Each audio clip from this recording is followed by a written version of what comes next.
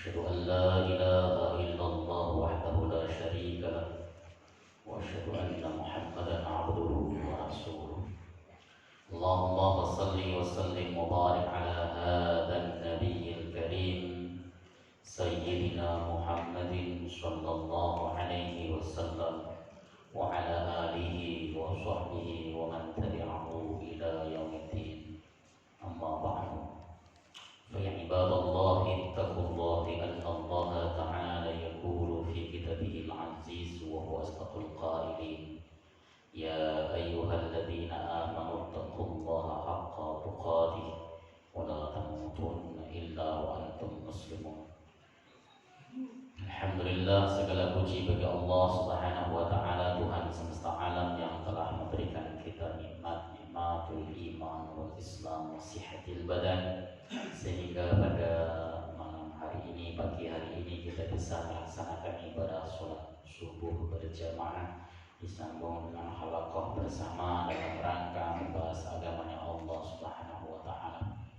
Salawat beserta salam mudah-mudahan terus terkucur dan tercurah ke pangkuan Rasul akhir zaman Nabiina Muhammad sallallahu alaihi wasallam beserta seluruh keluarga beliau, sahabat, kerabat dan pengikutnya, serta kita semuanya umatnya, umat dakwah ijabah yang senantiasa istiqamah konsisten dalam menjalankan dan mengerjakan sunnah-sunnahnya hingga akhir masa nanti.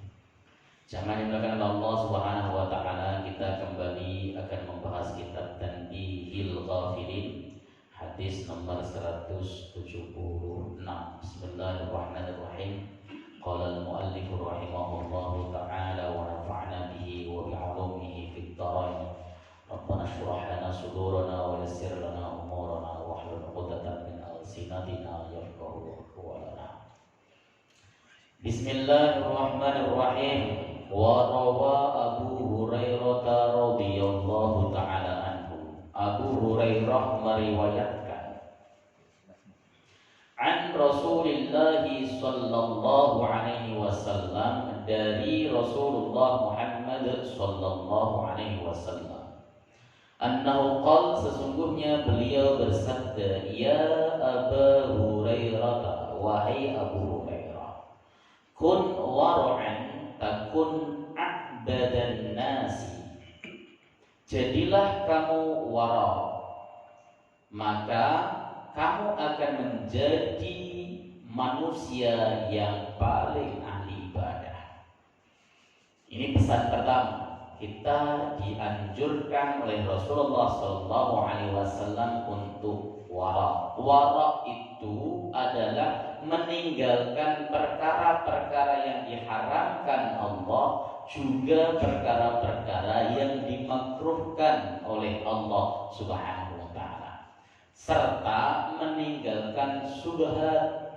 Jadi bukan hanya sekedar meninggalkan haram, makruh, tapi juga harus meninggalkan syubhat. Itu yang sulit. Kenapa?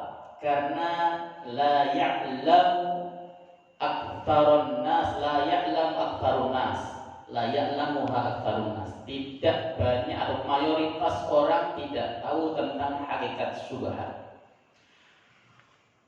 Oleh sebab itulah kita di dalam ma'isyah itu dianjurkan oleh Rasulullah SAW untuk betul-betul mencari yang halal, 100% halal. Sebab orang-orang akhir zaman itu, mereka di dalam ma'isyahnya, pekerjaannya tidak memperhatikan apa yang dicarinya itu halal, haram ataupun syubhat. Tidak, yang penting dapat. Nah, kita kalau pengen menjadi hamba Allah yang ahli ibadah, gampang ibadahnya, gampang dalam mengerjakan ketaatan, harus wara. Sebab perkara yang menghambat kita untuk menjadi orang yang taat, ahli ibadah, rajin mengerjakan perintah, itu adalah makanan haram. Orang yang perutnya terdapat perkara haram itu berat untuk melakukan ketaatan, berat untuk mengerjakan perintah Allah Subhanahu wa taala. Jadi dosa itu penghalang kita untuk melakukan hal-hal yang baik. Imam Sufyan Ats-Tsauri itu kalau dia tidak sholat malam sekali saja, beliau itu introspeksi dirinya luar biasa. Apa yang aku kerjakan? Dosa apa yang pernah aku lakukan? Ya, makanan haram apa yang masuk ke dalam perut? Tapi kalau kemudian diri kita, tubuh kita ini diberikan perkara-perkara yang halal, makanannya halal, pakaiannya halal, maka kita akan dimudahkan oleh Allah Subhanahu wa taala untuk mengerjakan perbuatan-perbuatan baik. Ibadah itu enteng, ibadah itu gampang. Kenapa? Karena diri kita, di dalam tubuh kita itu tidak ada perkara-perkara haram. Maka kalau kita pengen seperti itu, jadilah hamba Allah yang wara. Ya, yang wara. Kalau sesuatu itu gak jelas halal dan haramnya, ya ditinggalkan. Bukan wal-wal kejual, yang penting sikat sajalah, yang penting saya kenyang kaya. Ya. Orang zaman sekarang itu godaan terbesarnya adalah dunia, materi, harta. Ya, ketika itu sudah masuk, meskipun dia remang-remang tahu ini nggak jelas ini, tapi ya tetap sikat. Mending masih nggak jelas ini. Kalau nggak jelas itu kan abu-abu, nggak haram, nggak halal, nggak masalah lah, subhat-subhat. Kemudian dia ngomong, saya taklid Imam Nawawi sajalah yang membolehkan subhat. Kalau Imam Ghazali kan kaulnya berat, syiddah, subhat haram Imam Ghazali. Tapi Imam Nawawi boleh, makanya kemudian kita cari pendapat-pendapat ulama yang membolehkan. Ya memang begitu, akhirnya kita kurang warok. Makanya antum dapati orang-orang zaman sekarang itu basyirahnya kurang tajam, mata hatinya kurang tajam. Kenapa? Ya karena tidak meninggalkan perkara syubhat, kurang warok. Kalau dulu para sesepuh-sesepuh kita itu basyirahnya luar biasa, mata hatinya tajam, isarah-isarah ketuhanan sering ditangkap. Saya punya jamaah, orangnya sederhana sekali. Ya, ahli qiyamul lail, ahli qiraatul Quran, rajin baca Quran, orangnya sederhana sekali. Ya, tapi basirahnya bagus. Pas waktu beberapa kali sih, tapi yang terakhir itu pas waktu kapan ya, tahun 2 tahun 3 tahun yang lalu yang ada demo besar-besaran, lalu ada korban jiwa itu. Selesai ngaji dia datang, Ustaz, besok ada demo ya? Iya, biasa ada demo, gitu kan. Saya takut Ustaz. Takut kenapa? Kan demo biasa aja, menyuarakan aspirasi. Saya takut terjadi korban jiwa. Loh kok bisa? Semalam saya mimpi Ustaz. Gitu kan. Ya udah, gak usah terlalu dipikirin. Tapi kemarin dulu saya mimpi kejadian Ustaz. Oh, saya takut. Ya udah, kalau takut kamu yang sampai demo. Ya kejadian benar tuh, yang orang ada yang meninggalkan ditembak dengan peluru, lalu kemudian dipukul-pukulin, luar biasa, sampai demonya itu malam dibubarkan paksa dan sebagainya. Itu namanya basirah. Orang-orang zaman sekarang kenapa kurang tajam batinnya? Ya karena memang kurang warok. Ya, warok itu penting kalau kita ingin menjadi abadan nas, orang yang ahli ibadah dan ibadahnya diterima oleh Allah Subhanahu wa taala. Wa kun qana'an takun ashkaran nas. Jadilah kamu orang yang qana'ah, maka kamu akan menjadi orang yang paling bersyukur. Qana'ah itu merasa tenang dengan apa Allah kepada kita. Apapun, nggak pernah mencaci maki Allah, nggak pernah mencela Allah, nggak pernah protes sama Allah Subhanahu wa taala. Itu qanaah. Punya rizki banyak, syukur. Punya rizki sedikit, syukur. Nggak punya sesuatu pun tetap bersyukur. Itu namanya qanaah. Qanaah itu keadaan jiwa yang tenang atas apapun yang telah Allah berikan kepada kita. Kan ada orang itu kalau dikasih harta banyak tenang, bahagia. Begitu dikurangi sedikit pikirannya pusing. Aduh, mana penghasilan sekarang menurun lagi ya, mulai dia goyah. Itu baru menurun, apalagi tidak punya sama sekali. Orang qanaah makan pakai rendang, syukur. Makan pakai terong juga syukur. Orang qanaah sama nikmatnya. Itu qanaah. Maka al-qani'u ghaniyun walau kana ju'an. Orang yang qanaah itu kaya meskipun lapar perutnya. Dia kaya, kenapa? Karena nggak pernah ta'alluq atau nggak pernah bergantung kepada orang lain. Akan seadanya, ya, penghasilannya, pengeluarannya disesuaikan dengan penghasilannya sebulan cuma 1 juta, pengeluarannya juga disesuaikan dengan itu, tetap bersahaja, tetap senang. Itu namanya qanaah. Karena ada orang yang penghasilannya 1 juta, pengeluarannya 2 juta, sisanya mengeksplorasi kesengsaraannya untuk minta belas kasihan kepada orang lain. Itu namanya bukan qanaah. Qanaah itu ya ridho bil maqdur, ridho terhadap ketentuan Allah yang berlaku kepada dirinya. Ada seorang kiai ngajar ngaji, masjidnya besar sekali, ya, dan seluruh mayoritas 80% lingkungannya adalah lingkungan pengusaha.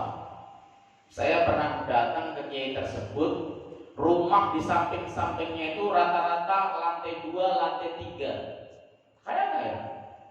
Yang kiai rumahnya cuman kayu, lantainya tanah liat.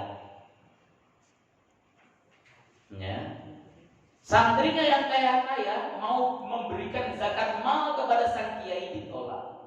Jangan kepada saya, kepada yang tidak berpunya saja. Saya alhamdulillah masih mampu. Saya bukan fakir, bukan miskin, alhamdulillah masih mampu. Kerjaan sehari-harinya apa? Jualan minyak tanah keliling pakai sepeda. Pak Kiai.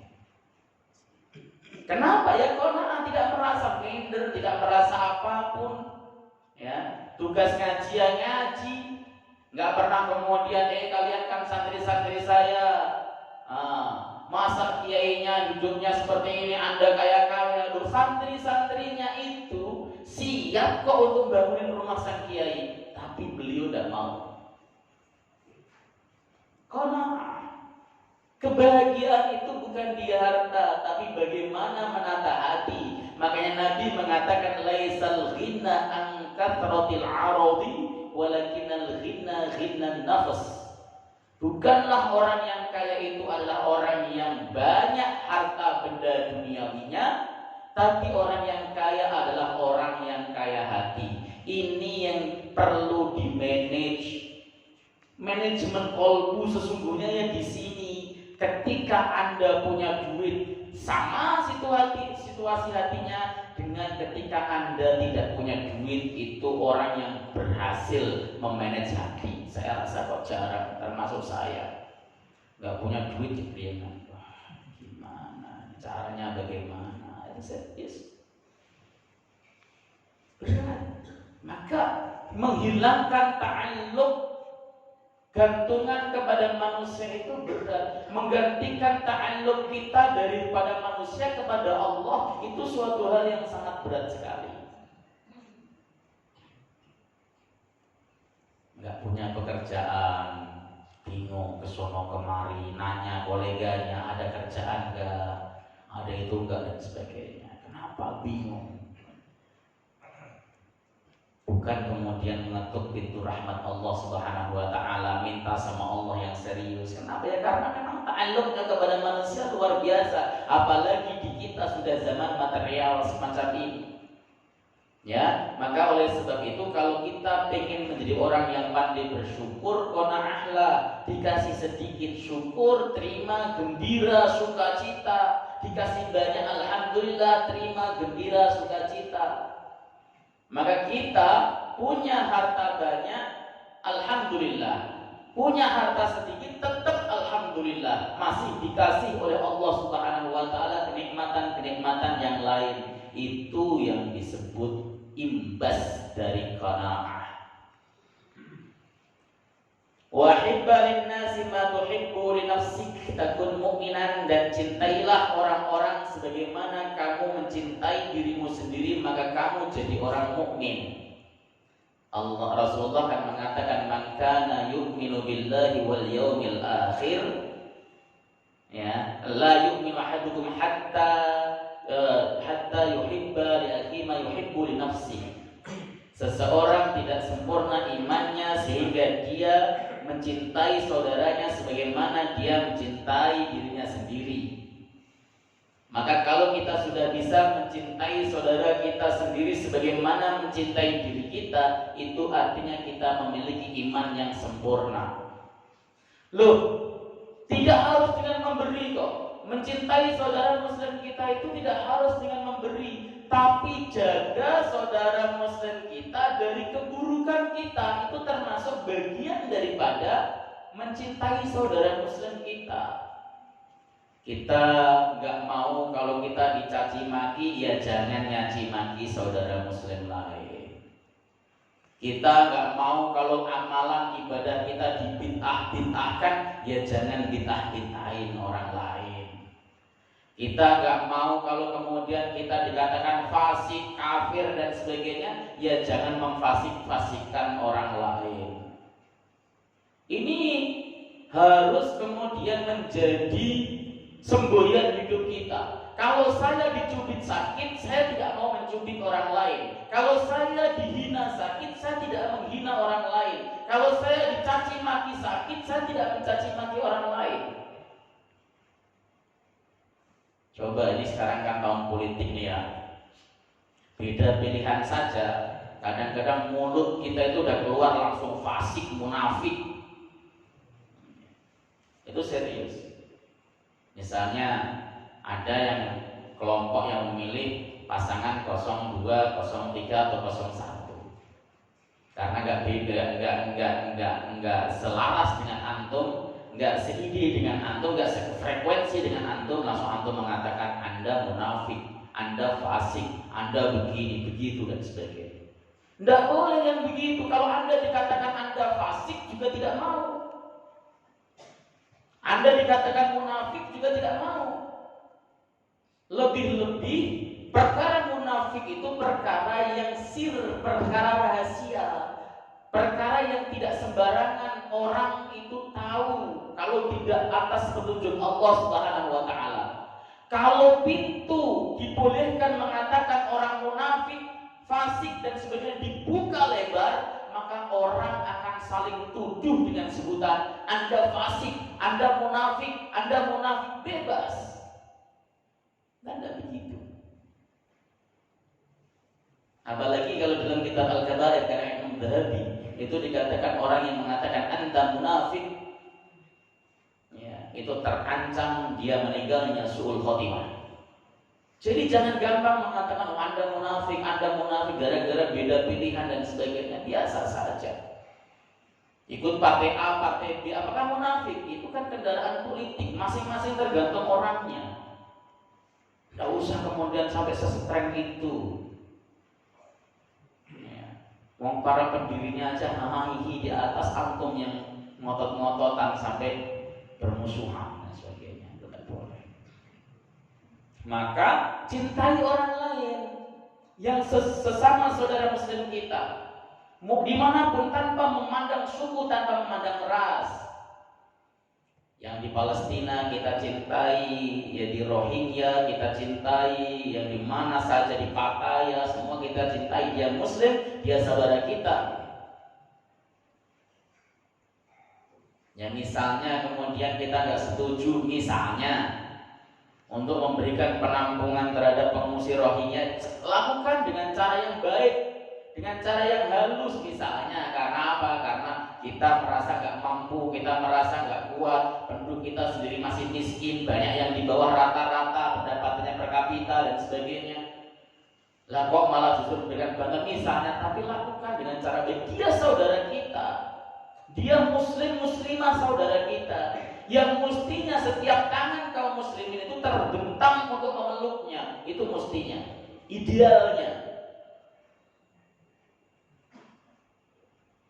Kan tidak ada jaminan Pak kita akan seperti ini terus. Coba sekarang dibalik, kalau seandainya kita yang jadi warga terusir, lalu kemudian kita mengungsi di beberapa negara, ditolak oleh saudara muslim kita sendiri yang bertuhankan kepada Allah, bernabikan Muhammad SAW, berimamkan Al-Quranul Karim, tapi ditolak, diusir, diintimidasi dan sebagainya. Bayangkan kalau diri kita sendiri.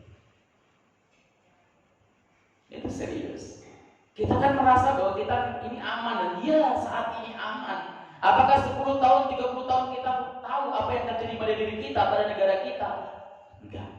Karena yang tahu pungkasan terhadap sesuatu itu adalah Allah Jalla wa'ala. Enggak ada satupun orang yang membayangkan Islam itu akan terusir dari Spanyol. Enggak ada. Semenjak Bani Umayyah terusir ya oleh Bani Abbasiyah, lalu mereka pindah ke Spanyol dan mendirikan kerajaan Cordoba di Spanyol. Islam bercokol di Spanyol itu 750 tahun. Lebih lama daripada penjajahan Belanda di Indonesia. 750 tahun. Tidak terpikir di dalam benak mereka akan terusir dari negerinya. Tidak pernah terusir, tidak pernah terpikir. Sebuah kerajaan kuat, ilmuwan-ilmuwan hebat muncul di sana. Ada Al-Imam Al-Qurtubi, ada Ibnu Malik, ada Ibnu Sina. Para pemikir-pemikir hebat intelektual ada di sana. Lahir di Spanyol. Tapi terusir juga. Mereka dikasih opsi oleh Raja Richard II, tetap di Spanyol dan keluar dari Islam, atau tetap Muslim tapi keluar dari Spanyol. Apakah ada jaminan bahwa kita di negara Indonesia akan terus aman seperti itu dan tidak mengalami hal seperti Spanyol? Tidak ada jaminannya. Allah memang menggaransikan bahwa kita Islam itu akan ada di alam raya sampai hari kiamat. Itu digaransikan oleh Allah Subhanahu wa taala. Tapi Allah tidak pernah menggaransikan dan menjamin bahwa Islam akan terus bercokol di Indonesia. Ini persoalannya. Makanya kita bayangin sana, apalagi kemudian kalau kita lihat intrik-intrik politik di negara kita yang luar biasa dan sebagai orang awam yang kita tidak tahu sama sekali pergerakannya, tiba-tiba tahu-tahu bus habis semuanya, tidak ada yang tahu Pak. Makanya tadi jalin kasih sayang antara sesama saudara muslim. Kalau kita mencintai muslim lain itu asasnya, dasarnya itu bukan negara, tapi dasar dan asasnya adalah iman dan Islam. Kalau Anda muslim, Anda mukmin, Anda saudara saya, sukunya apa, suku bangsanya apa, tidak peduli. Yang penting dia muslim, mukmin, maka dia adalah saudara saya. Harusnya begitu, harusnya idealnya. Wa ahsin mujawarata man jawaraka takun musliman, dan perbaikilah hubungan pertetanggaanmu dengan tetanggamu, maka kamu jadi orang muslim. Orang muslim itu man salimal muslim min yadihi wa lisani, orang yang menjadikan muslim lain selamat dari bahaya lidah, tangan dan lidahnya. Orang muslim lain itu orang yang tetangganya itu aman dari mulutnya, aman dari caci makinya, aman dari fitnahnya, dan juga aman dari keburukan tangannya, itu adalah seorang muslim yang baik. Jadi kalau pengen jadi muslim yang baik, muslim yang kafah, yang sempurna, adalah berbuat baiklah Anda kepada tetangga Anda, meskipun tetangga Anda tersebut tidak berbuat baik kepada Anda. Gitu. Saya lanjutkan saja. Wa qillat dhahak, dan sedikitkan tertawa. Fa inna kasratat dhahak tumitul qalba, karena sesungguhnya banyak tertawa itu bisa mematikan hati. Tertawa yang gak jelas itu tidak boleh, tapi kalau tertawanya jelas ya boleh. Orang tuh jangan merengut terus, juga bagus. Ketemu saudara muslim kok merengut. Saya itu pernah mendengar sebuah ceramah yang kontradiktif. Waktu masih ada Wali Songo ya, toko Wali Songo, toko buku. Di situ ada penceramah yang satu dari kelompok garis keras, yang satu dari kelompok garis lunak. Nah, yang kelompok garis lunak itu pas lagi ceramah banyak tertawanya, guyon juga guyon. Pokoknya asik lah. Itu ceramah pertama. Dia guyon, dia menyampaikan agamanya ringan. Ketika menyampaikan agama ringan, itu banyak guyon. Ya, garis keras yang kedua, pas yang garis keras itu ceramahnya jewerin, ngeplakin kepalanya yang garis lunak tadi. Ya. Musuh sudah ada di depan mata, masih ini di atas mimbar. Coba bayangkan, ustadznya masih ada. Kalau saya jadi ustadznya, saat tarik turun tuh, berantem yuk. Ya. Kan kurang ajar, kalau nggak punya adab itu. Kayak orang yang ngomong keras begitu itu tulangnya juga keras gitu maksudnya, atau kulitnya juga keras, sama-sama Pak, kalau ditonjok juga benjol.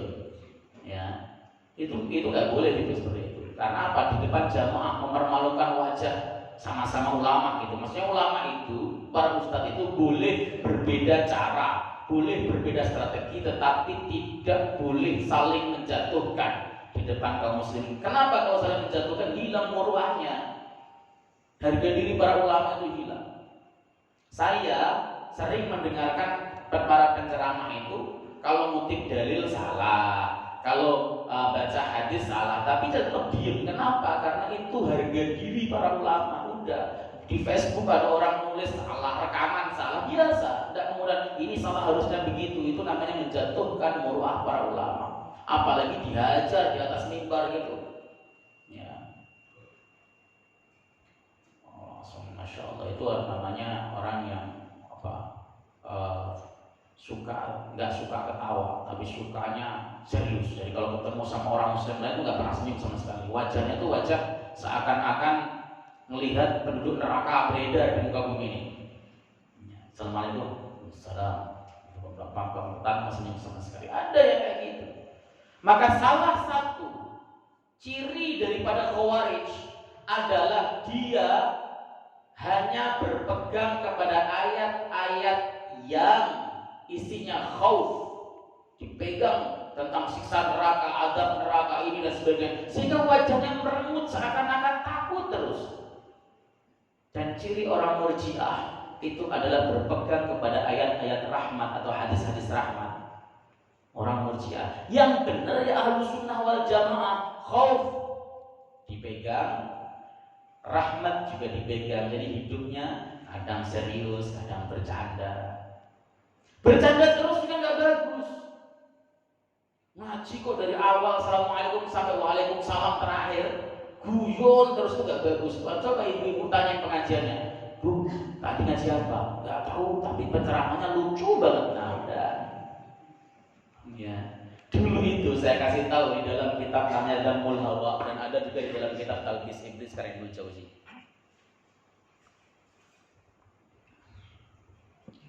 Dulu itu semua penceramah itu pasti ulama. Penceramah itu semuanya pasti ulama. Sampai-sampai Umar Ibnu Abdul Aziz pun menghadiri ceramahnya, tukang ceramah pada waktu itu, karena ulama. Umar Ibnu Abdul Aziz itu seorang khalifah yang ulama. Kemudian makin kesini bergeser. Biang keladi kenapa kok kemudian penceramah sekarang bukan dari ulama? Itu ada dua orang. Yang pertama orang bodoh, yang kedua adalah perempuan. Itu biang keladi penceramah itu bukan dari ulama. Kenapa? Penceramah dipanggil karena rekomendasi orang-orang bodoh dan rekomendasi ibu-ibu. Yang itu aja. Kenapa? Pengajiannya lucu, menarik dan sebagainya. Tapi nol, bukan ulama. Itu terjadi. Yang lebih parah lagi, hanya bermodal udeng-udeng di kepala, lalu kemudian dikatakan, wah itu ulama. Ulama itu orang yang diulamakan ulama, dapat rekomendasi bahwa dia adalah ulama, dia orang alim, yang ngomong ulama, itu ulama beneran. Tapi kalau yang ngomong orang awam, enggak. Kenapa? Orang awam itu tidak memiliki saringan di dalam masalah agama. Apa tolak ukurnya dia? Enggak bisa. Orang awam, wong awam kok hukumin orang-orang, wah dia ulama, mentang-mentang ketika demo takbirnya kencang, Allahu Akbar. Ya, yang kayak gitu itu berlaku sekarang di masyarakat kita. Ya, ini yang harus kemudian kita selektif lagi, kembalikan bahwa mimbar-mimbar masjid, podium-podium masjid itu harus dikuasai oleh ulama. Ya, jangan kemudian diserahkan kepada juhala, repot. Apalagi diserahkan kepada politikus plus juhala, wah repot lagi. Ya, jadi menyedikitkan tertawa itu bukan melarang tertawa. Rasulullah suka tertawa, suka bercanda. Para sahabat juga suka tertawa. Para ulama juga suka tertawa, tapi tertawa pada tempatnya. Saya beberapa kali mendengarkan ceramahnya Syekh Maimun Zubair, ya serius, ntar tertawa, serius, ntar tertawa. Memang mengalun begitu. Yang sedikit banyak tertawa kan Gus Baha kan, karena madhab Gus Baha memang madhab bahagia. Ya, beliau mengutip suatu makalah dalam Ihya Ulumuddin bahwa membuat orang lain tertawa itu ibadah. Makanya Gus Baha itu madhabnya madhab tertawa. Ya. Tapi bagi orang-orang soleh, orang-orang awam, orang-orang alim, banyak tertawa itu bisa mematikan hati. Dia tidak bisa menangkap sinyal-sinyal ilahiyah yang dulu orang sebut dengan sebutan ilham. Sedikit tertawa, tapi tetap bahagia. Tertawa kalau kohak itu tertawa terbahak-bahak, kalau tersenyum boleh. Ya, tertawa terbahak-bahak sampai nganga-nganga gitu ya. Oke. Itu pesan dari Nabi Sallallahu Alaihi Wasallam. Qala ta'ala, Allah Subhanahu wa ta'ala berfirman, wa'budullaha wa la tusyriku bihi syai'an wa bil walidaini ihsana, yakni wahidullaha wa'buduh. Artinya esakan Allah dan sembahlah Ia. Esakan Allah itu Allah harus esa di dalam zatnya, esa di dalam sifat-sifatnya, dan esa di dalam afalnya. Ya, jadi esa itu ada tiga. Esa di dalam zat. Zat Allah itu esa satu. Enggak boleh ada dua, tiga dan sebagainya. Ya, kemudian esa di dalam afal. Afal esa dalam sifatnya, semua sifat Allah Subhanahu wa ta'ala itu enggak ada yang menandingi. Meskipun wujudnya kayak sifat manusia, misalnya al-ilm, Allah memiliki ilm, Allah memiliki sifat ilmu misalnya. Ya. Tapi ilmunya Allah beda dengan ilmu kita. Kalau ilmu kita terbatas, kalau ilmunya Allah tidak terbatas. Allah itu ilmunya inkisyaf, sesuatu yang belum terjadi dalam kehidupan makhluk pun Allah sudah tahu. Beda, itu hanya Allah yang punya. Maka Allah esa di dalam sifatnya. Kalau ada kok yang menyamai sifat Allah, maka disebut syarikul bari. Ada dua Tuhan nanti memiliki kewenangan yang tidak terbatas. Ada namanya esa di dalam afalnya. Perbuatan Allah Subhanahu wa ta'ala harus esa. Allah itu tidak pernah butuh kepada pertolongan makhluk. Allah menciptakan malaikat bukan butuh pembantu, enggak. Allah itu qiyamuhu binafsih kok. Jadi ketika Allah Subhanahu wa ta'ala menciptakan malaikat, ya memang Allah pengen menciptakan malaikat sesuai dengan iradahnya, tapi bukan karena Allah butuh pembantu. Allah menciptakan arsy itu bukan karena Allah butuh tempat, ya, dan sebagainya. Allah Subhanahu wa ta'ala itu esa di dalam afalnya. Ini ditauhidkan dulu. Kalau ini salah persepsi misalnya tentang zat Allah, tentang sifat Allah dan sebagainya, maka ibadah yang kita laksanakan meskipun banyak itu sia-sia. Karena apa? Karena landasan utamanya tauhid tidak jelas. Ya, seperti itu. Wujud Allah itu beda dengan wujud makhluk. Kalau wujud makhluk itu, ini barang ini nih, handphone, ini wujud ini namanya makhluk. Itu pasti butuh tempat. Setiap barang, materi itu pasti butuh tempat. Kita butuh tempat, ini handphone butuh tempat, kitab butuh tempat, masjid butuh tempat. Itu kalau wujud makhluk materi. Wujud Allah itu bukan materi, maka tidak butuh tempat. Ada yang berkata begitu, kalau nggak butuh tempat berarti makdum Ustaz. Nggak ada. Itu kalau Anda berpikir bahwa Allah materi. Kalau Allah tidak materi, ya Allah harus berbeda dengan makhluknya. Makhluknya butuh tempat, maka Allah Subhanahu wa Ta'ala tidak butuh tempat. Maka di dalam kaidah akidah Ahlussunnah wal Jamaah itu kan Allah tidak di dalam dan tidak di luar alam. Ya. Kalau siapapun menekankan Allah di dalam alam, dia kafir.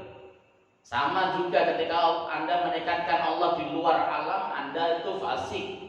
Kenapa? Karena memang Allah itu tidak di dalam dan di luar. Nah, kalau begitu kan nggak ada. Kalau tidak di dalam, tidak di luar, itu kalau Anda berpikirnya Allah materi, benda. Kan Allah tidak benda, tidak materi.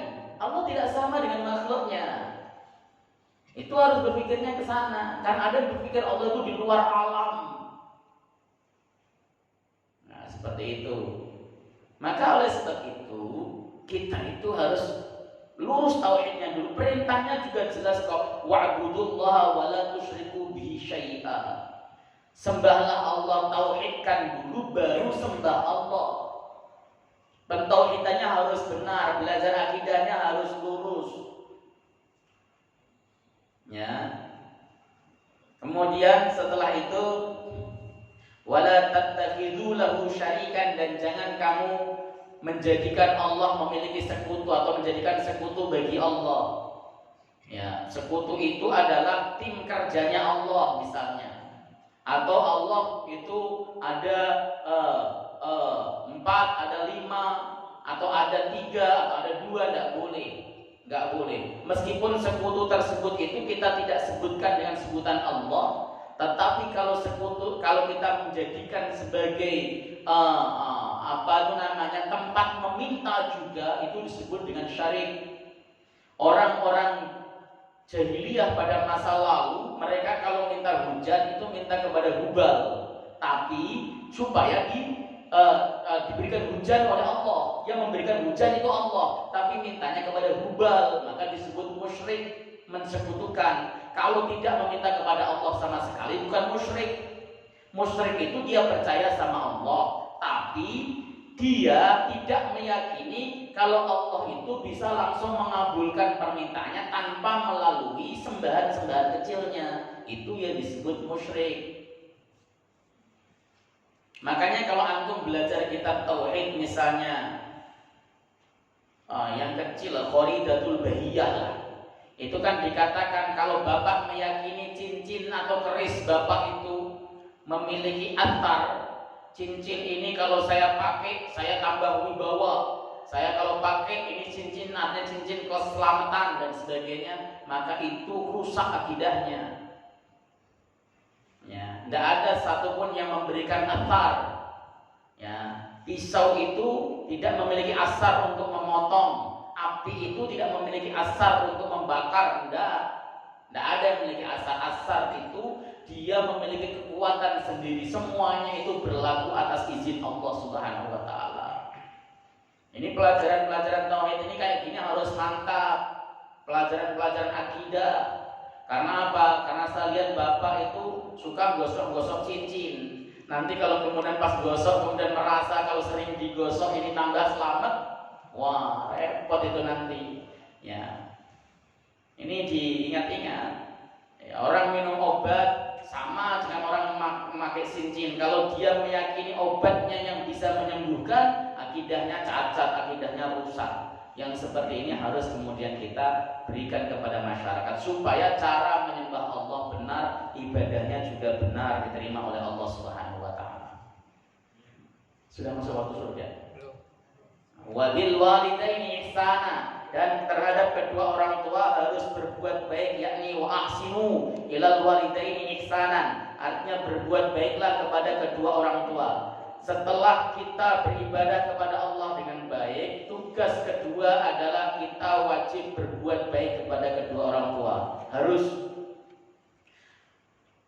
Jadi komponen dua hal ini tidak boleh dipisahkan. Anishkurli wali walidaini. Bersyukurlah kepadaku, kata Allah, dan juga kepada kedua orang tua. Itu harus berjalan selaras, serasi dan seimbang.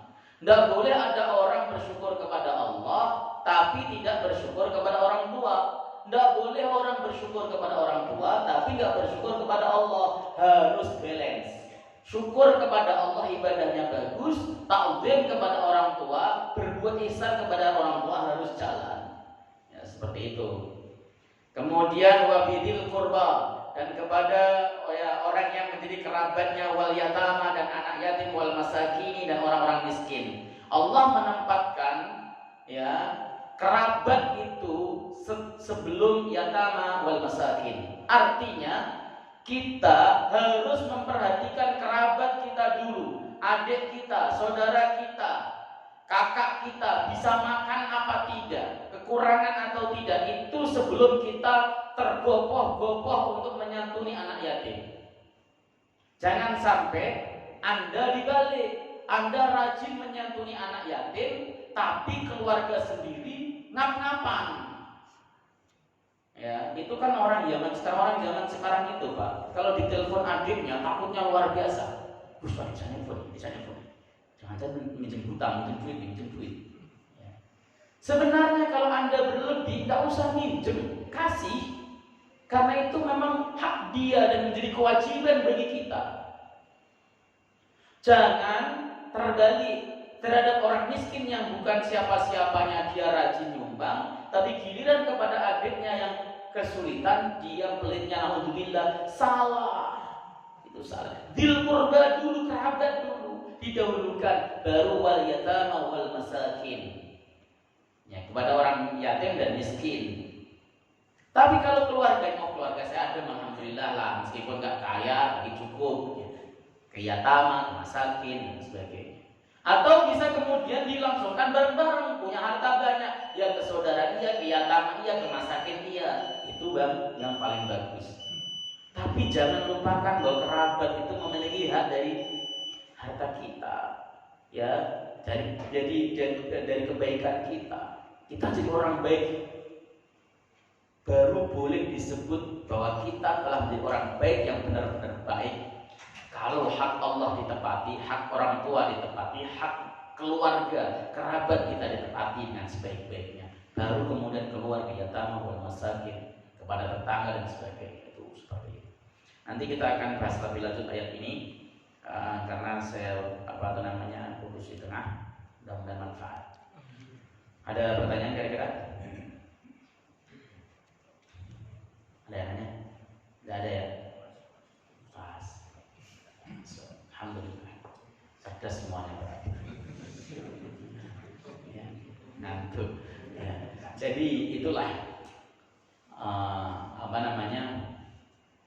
kita dianjurkan oleh Rasulullah SAW untuk bisa berbuat baik dalam semua lini, dalam semua sektor. Jadilah orang baik, mulai dari jadilah orang yang wara'. Meskipun sulit, tetapi sejujurnya kita harus bisa menghindari perkara-perkara yang lebih besar mudaratnya dibanding yang tidak. Yang kedua, jadilah orang yang qanaah. Ya, yang ketiga berbuat baiklah kepada tetangga. Lalu jangan gampang memperbanyak tertawa. Kasratul haq itu oleh para ulama-ulama sufi memang disuruh dibatasi memperbanyak tertawa, tapi bukan berarti mukanya harus asam cemberut terus, tidak. Tertawa boleh, tapi jangan abdohak, jangan sampai terbahak-bahak. Ya, kalau sekedar tertawa seperti biasa silahkan, dan sesekali silahkan, tidak usah kemudian jadi orang yang kaku. Yang kedua, yang selanjutnya adalah penuhi hak-hak yang memang harus kita penuhi. Ibadah kita kepada Allah harus baik, kepada hubungan dengan orang tua juga harus baik, hubungan dengan keluarga juga harus baik, serta hubungan kepada seluruh makhluknya Allah juga harus baik. Mudah-mudahan dengan cara begitu kita menjadi hamba Allah yang saleh di dunia dan di akhirat. Kita tunggu yang kafir majlis. Subhanakallahumma wa bihamdika asyhadu an la ilaha illa anta astaghfiruka wa atubu ilaik. Assalamualaikum warahmatullahi wabarakatuh.